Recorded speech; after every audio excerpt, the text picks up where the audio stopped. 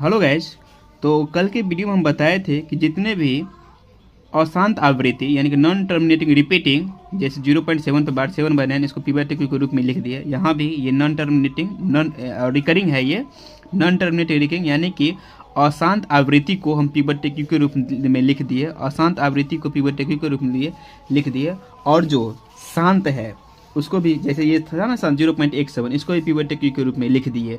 तो ये सभी के सभी क्या हो जाएंगे, रेशनल नंबर। तो रेशनल नंबर, अब आइए रेशनल नंबर क्या होता है। वे सभी नंबर जिन्हें पी/क्यू के रूप में लिखा जा सकता है जहां पी और क्यू पूर्णांक हो और Q does not equal to 0। P और क्यू पूर्णांक हो और Q does not equal to 0, तो ये सभी क्या हो जाएंगे, रेशनल नंबर।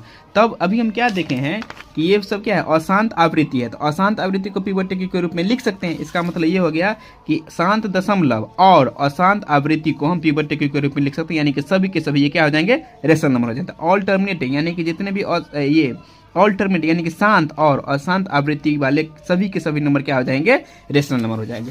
अब चलते हैं non terminating and non repeating पे, यानी कि अशांत भी है और रिपीट भी नहीं कर रहा है।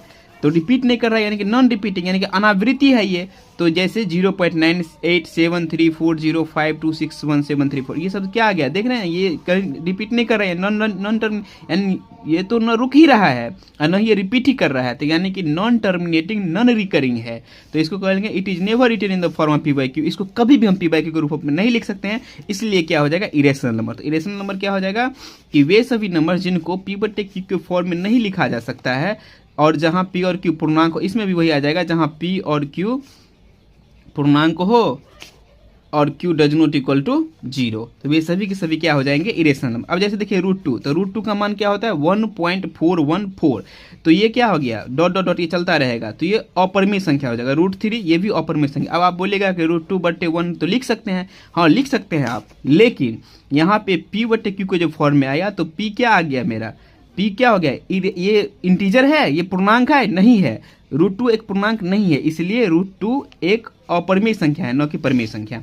अब देखिए अब बात आता है, तो ये समझ में आया, √2 इज एन इरेशनल नंबर। √2 ये एक अपरिमेय संख्या है, √3 ये भी एक अपरिमेय संख्या है। तो जितने भी संख्या को हम पी/क्यू के रूप में लिख सकते हैं वो सभी के सभी परिमेय संख्या होगा, अन्यथा वो अपरिमेय संख्या होगा। अब देखिए, अब बात करते हैं पाई। तो पाई का रेशनल नंबर, पाई एक अपरिमेय संख्या है। इसको हम नेक्स्ट वीडियो में बताएंगे, क्योंकि इसको हम अच्छे से बताएंगे नेक्स्ट वीडियो में। लेकिन pi is an irrational number, pi एक अपरिमेय संख्या है। ओके।